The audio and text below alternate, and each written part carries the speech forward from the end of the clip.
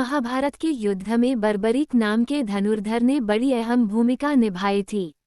बर्बरीक की गिनती दुनिया श्रेष्ठ धनुर्धरों में की जाती है। विशेष बात यह है कि बर्बरीक युद्ध न लड़कर पांडवों की जीत की वजह बने। बर्बरीक भीम के पुत्र घटोत्कच के पुत्र थे। बर्बरीक को आरंभ से ही धनुष विद्या में रुचि थी। बर्बरीक को भगवान शिव ने वरदान दिया था कि वह अपने 3 बाणों से तीनों लोक जीत सकते हैं। भगवान शिव ने उन्हें वरदान के साथ 3 अमोघ बाण भी दिए। जब महाभारत का युद्ध आरंभ हुआ तो भगवान कृष्ण इस बात को जानते थे। महाभारत के युद्ध को लेकर भगवान श्री कृष्ण को ये भय सताने लगा कि अगर बर्बरीक युद्ध में शामिल हुए और कौरवों की तरफ से यदि युद्ध किया तो पांडवों की हार सुनिश्चित है। बर्बरीक को हारे का सहारा कहा जाता है।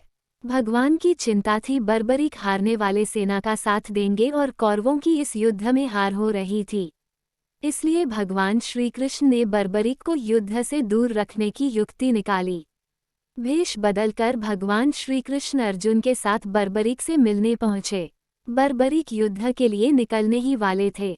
बर्बरीक के तरकश में 3 ही तीर देखकर ब्राह्मण का भेष धरे कृष्ण ने उनका मजाक उड़ाते हुए कहा कि चुनौती दी, अगर श्रेष्ठ धनुर्धर हैं तो सामने खड़े पीपल के पेड़ के सारे पत्ते एक ही तीर में गिराकर दिखाएं।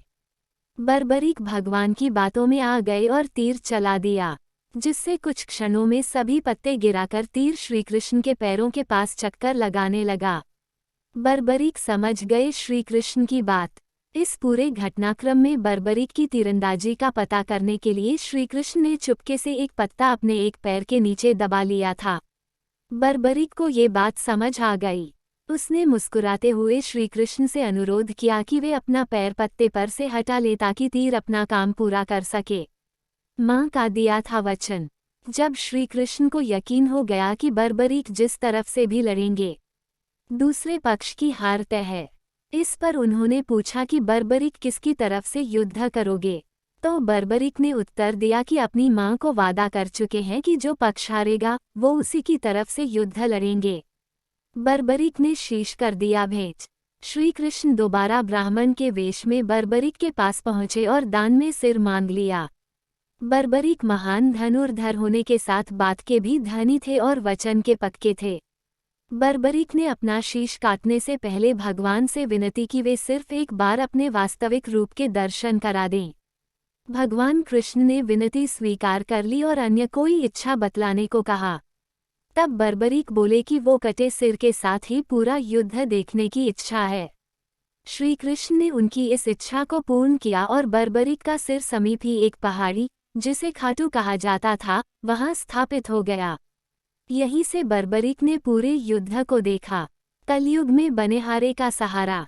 इसके बाद श्री कृष्ण ने बर्बरीक को एक वरदान दिया कि कलयुग में लोग उसे कृष्ण के अवतार की तरह पूजेंगे।